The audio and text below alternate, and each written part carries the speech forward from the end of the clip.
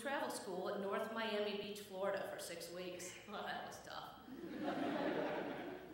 But I met a lot of people, and now that I look back, it was a great experience. A lot of the people that I met were Baptist. So I had the honor of attending the Baptist church for like 3 weeks or 4 weeks out of the 6 weeks we were there. It was great. It was different, but I learned a lot. I learned there are different people and to accept different people for who they are. I came back, and of course there's no major airport in Eden, Ohio. So I thought, okay, if I truly want to do this, I need to find somewhere, a big city. Well, my aunt happened to live in Greeley, Colorado, which is about an hour north of Denver. So my mom and I packed up my little Horizon and off to Colorado we went. Mom helped me drive out, and then she flew back. So I went down to Stapleton Airport and put in some resumes and applications back then. Well, I ended up working part-time at a grocery store in the morning and at lunches at night at an Arby's. It worked. I had a fun time. But I was on the ski slopes one day, and of course I was sporting my Ohio State hat. And a gentleman came up to me and said, "What are you doing?" I said, "I'm working part-time jobs." "Where are you from?" And I explained. He was from Toledo. "Why don't you go back to school? Go back to college and then come back out." Well, as you can tell, I'm standing in Napoleon, Ohio today. I never made it back out there. So I came back and I went to Tri-State where I met my best friend. And a lot of other great friends. But I graduated from Tri-State, and in 1989 moved to Napoleon, Ohio. I worked for ODOT for 23 years. During that period of time, my mom and dad would see the Dillies at different conferences. And it appeared on Monday mornings on my desk would be a bulletin from Emanuel Lutheran Church. Because my mom and dad decided that I needed to come back to church. And they talked to the Dillies, and there would be the church bulletin. All right, fine. We came a couple of times since I moved to Napoleon. But what really, the true leap of faith, was when I was coming home from work one day. The bridge was out, so I had to come by on 424.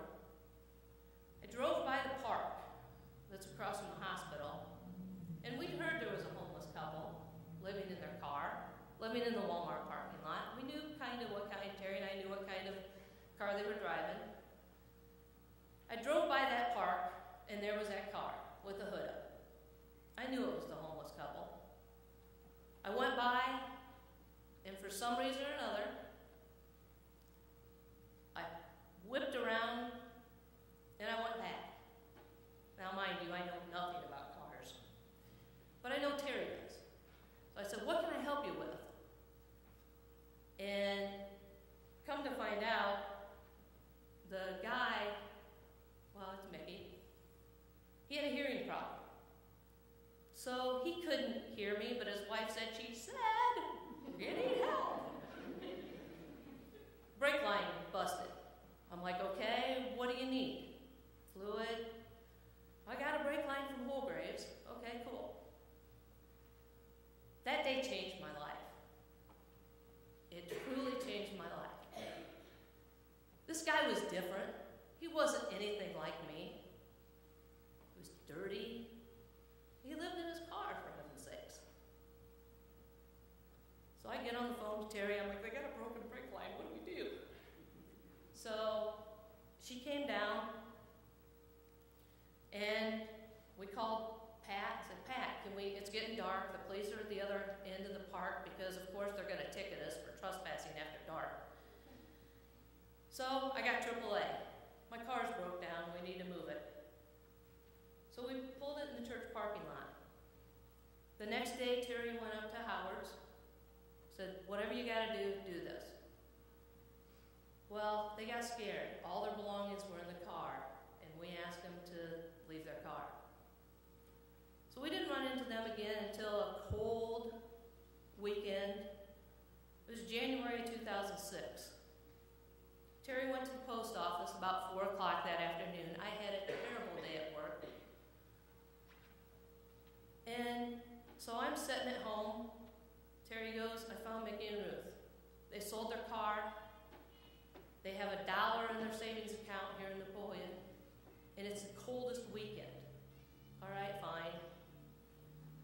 Let's see where we can put them up at. And they told us that they got put up in the Napoleon Motor Inn. So we put them up for a couple of nights. I called Terry. I'm like watching the Weather Channel because that calmed me down. All right, we're going to my brother's in Naperville, Illinois. See what it costs for 3 days. We won't be back till Monday. Called her again. Just find out what it costs for a week. That way we don't have to deal with it when we get back on Monday. And so we did. We got back on Monday, and it's like, okay, now what do we do? Well, they stayed in Napoleon Motor Inn. April, we started running out of money. Our family and friends, a lot of people donated money and time. I opened up the curtains one day to the sunroom of the house, and there was a house for sale. 3 doors down. I said I always wanted to retire to the west. Well, this house is 3 houses west. I now have another house. So, anyway, we learned during this whole time that you can't get personal care and toiletry items with food stamps or any other government program. So I decided when I retired that might be something that I'd like to do. In 2009, Terry and I started talking about maybe the time's now. A lot of people out there need help. So, we prayed a lot. We filed the paperwork in June of 2009. All along said, if God wants us to do this, this is what we're going to do, and I will leave my job. Well, I filed the paperwork in June 2009, and by July 2009, I had my vendor number. I realized in order to do 501c3, there's a lot more paperwork. All right, we prayed about it. I filed our tax exemption 501c3 with the IRS in January 2010. All right, God, if this is what we're supposed to do, we'll get it. Well, we're dealing with the IRS. I got some information back in March. I had to basically answer the same question 15 different times. They just wanted to make sure that this was true and this is what I wanted to do. So, sure enough, we got our 501c3. Okay, God, what next? I started talking.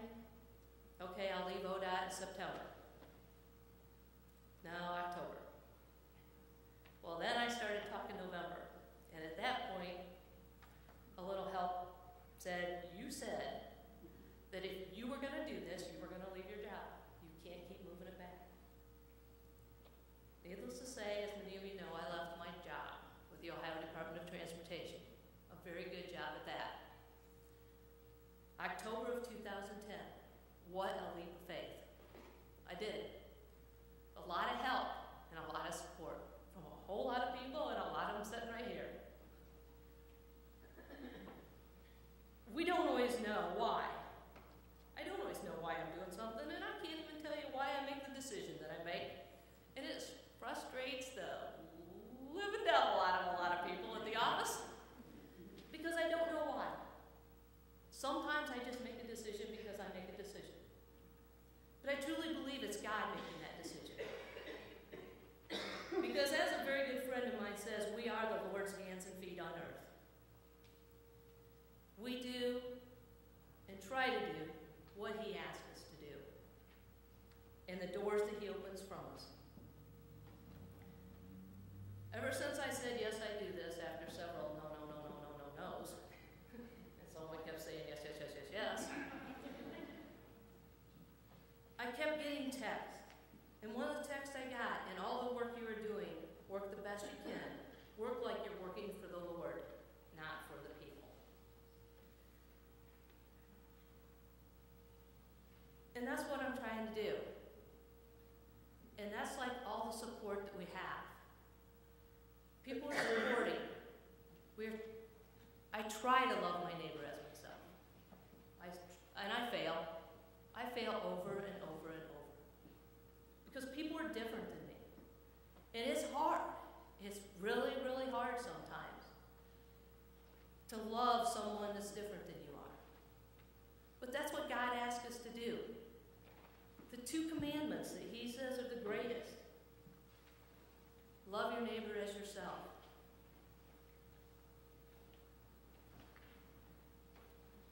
I'm going to read a little bit.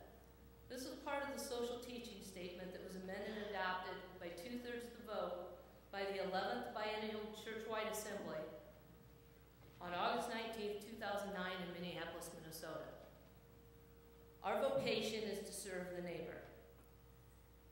We do not live in private worlds without thought or consideration for historic events or the impact of our actions on individuals, the community, or the environment. Rather, the responsibility to serve the neighbor through our daily callings seeks to shape human relationships in a world community that honors God and anticipates God's future transformation of all creation. In so doing, all people, in whatever situation they find themselves, are called to promote actively the good of the neighbor. We recognize the complex and varied situations people have relative to human sexuality. Being in relationships, being single, being a friend, living in a young or aging body, being male or female, being young or old, or having different sexual orientations and gender identities. In whatever the situation, all people are called to build trust in relationships and in the community. The way we live out these callings, of course, will be flawed and imperfect.